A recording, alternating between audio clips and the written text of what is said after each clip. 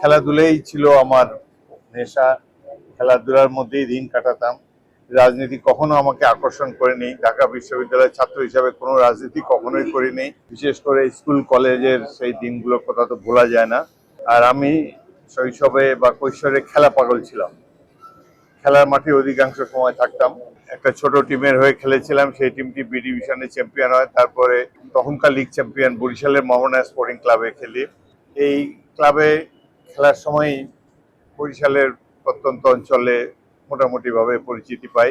61 সালে ঢাকা বিশ্ববিদ্যালয়ে ভর্তি হই রাষ্ট্রবিজ্ঞানে অনার্স নিয়ে। প্রথম দিকে একেবারেই অপরিচিত ছিলাম। বরিশাল থেকে সেখানে গিয়েছি, 2-3 মাসের মধ্যেই ঢাকা শহরে মোটামুটি আমার পরিচিতি একজন উদীয়মান খেলোয়াড় হিসাবে ছড়িয়ে পড়ে।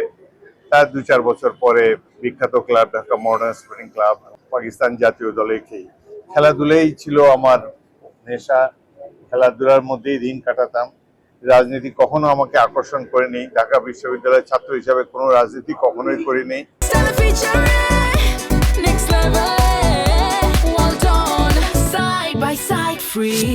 পড়াশোনা শেষে সেনাবাহিনীতে গিয়েছিলাম। ভাগ্যক্রমে মুক্তিযুদ্ধে অংশগ্রহণ করার সুযোগ পেয়েছি এবং আমাদের জীবনের পরম গর্ব যে মুক্তিযুদ্ধে 71-এর মহান মুক্তিযুদ্ধে অংশ নিতে পেরেছি। রাজনীতি কখনো আকর্ষণ করেনি। সেনাবাহিনী থেকে বের হওয়ারও 10 বছর পরে হঠাৎ করে ভাগ্য যে কোনো কারণে ঘটনাচক্রে রাজনীতিতে যাই। আমি আমার এলাকাবাসী লালমোহন এবং তজুমউদ্দিন, ভোলার দুটি থানা, তাদের প্রতি খুবই কৃতজ্ঞ। তারা 7বার আমাকে জাতীয় সংসদে নির্বাচিত করেছে, একবার স্বতন্ত্র প্রার্থী হিসাবে নির্বাচিত করেছে। কোনো দল ছিল না আমার তখন। এইভাবেই দেখতে দেখতে অনেক বয়স হয়ে গেল, প্রায় 82 বছরের কাছাকাছি। বরিশাল শহর স্মৃতিময় এক শহর। এখানে অলি গলি পাড়ায় সব জায়গায় বিচরণ ছিল। তখনকার দিনে ফুটবল খেলা হতো 4 ফিট হাইট, 4 ফিট 2 ইঞ্চি হাইট, নানান ধরনের প্রতিযোগিতা হতো। খেলাধুলার প্রতি মানুষের খুব আকর্ষণ ছিল। এখন সেই ধরনের উন্মাদনা, সেই ধরনের আকর্ষণ দেখি না। যুব সমাজ, কিশোর সমাজ, তারাও তাদের আগ্রহের কেন্দ্রবিন্দু অন্য স্থানে।